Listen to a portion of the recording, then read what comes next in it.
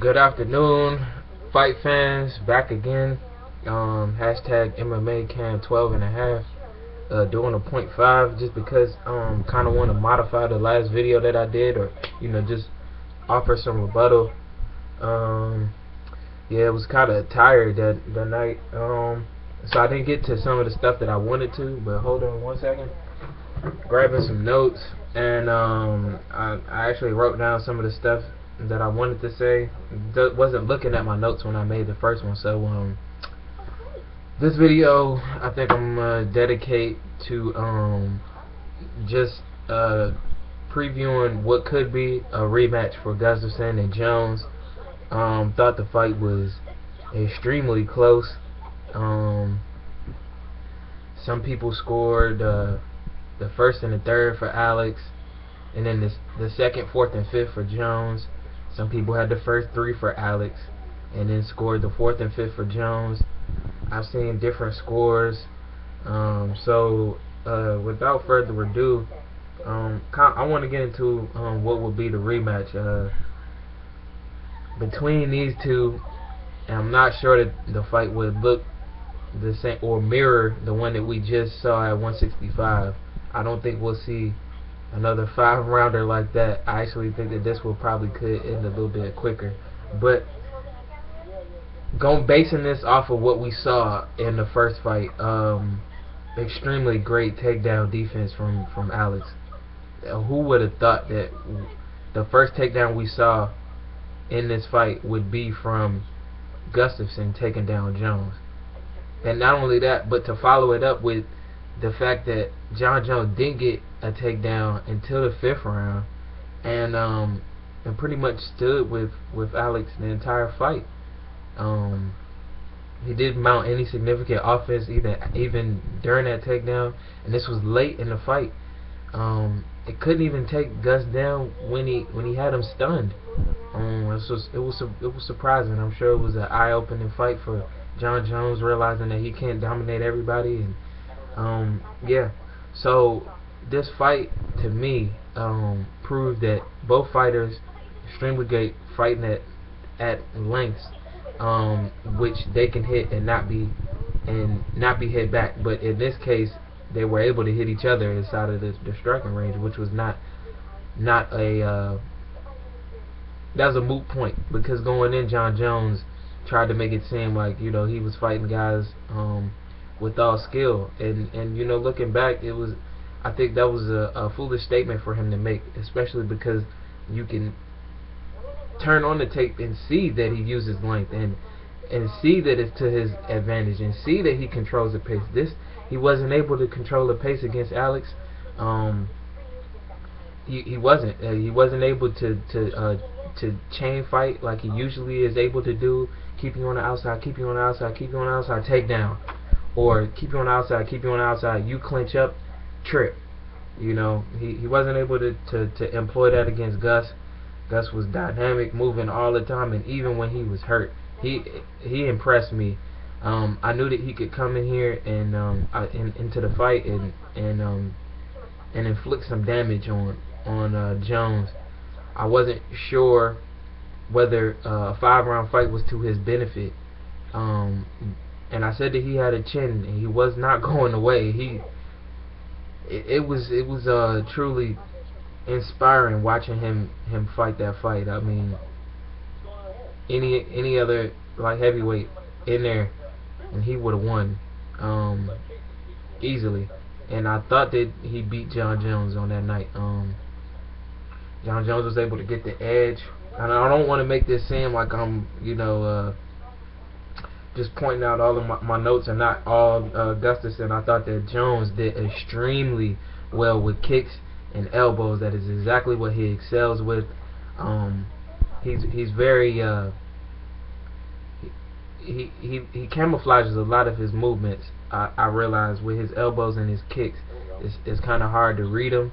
I think that's an improvement that Gustafsson needs to make in between now and the second fight, because if he could have improved his striking defense in this fight, and if you saw him evade strikes a little bit better, or or read Jon Jones a little bit more with the tails and his spinning kicks and his and a couple of those elbows, you're looking at a whole completely different fight. Because in my opinion, Gustafsson was on his way to winning the 4th round, all the way up until he got caught in the last minute with a couple of nasty elbows from Jon Jones.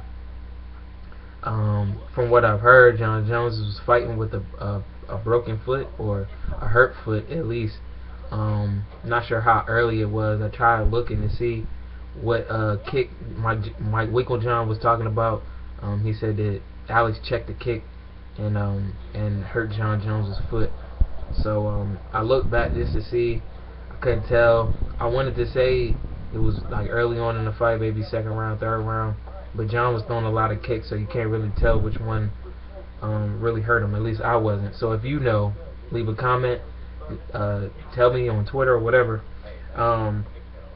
Also, yeah, I went through Gustafsson's ability to get back to his feet without taking minimal amount of damage. I don't think he took any, actually, but I think that was the key. That's the key. When you get in there, if you get taken down, you got to get back up. You can't be afraid to try and get back up against Jon Jones. It seemed like that's when people start to freeze. It's like, oh no, I'm down. And it's almost like a black pit that guys get stuck in when fighting Jon Jones. They get stuck in that rut. Once they get taken down once, it's almost like they failed. So he didn't panic, just walk, got back to his feet, and yeah. I would look for in this second fight to see Gustafsson a little bit more polished as far as striking defense.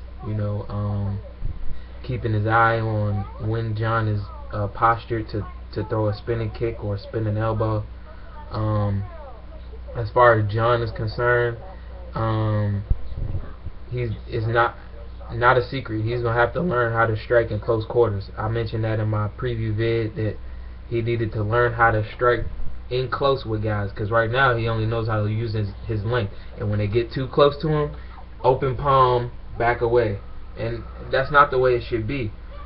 He should be able to strike in close with guys and use some tight techniques. He can't use it for some reason.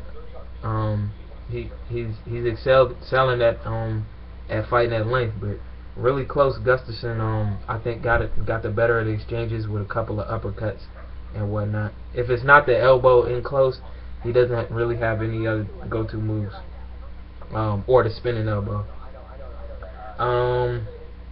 Yeah, so going into this fight, into the rematch, it's extremely close on paper. You look at that last fight, like I said, it probably won't happen again. We usually don't see rematches go exactly how the first fight went. So I'm hoping that both fighters make the necessary adjustments. Because what I don't want to see is an uncompetitive match. I don't want to see another guy get beat up en route to a knockout. But anyways, I doubt we'll see that happen. Excuse me. I doubt we'll see that happen. But I'm thinking that we get to see Gustafsson Jones 2 somewhere in the next, hopefully in the next 8 months. I noticed last time they allowed Jon Jones 5 months for rehab.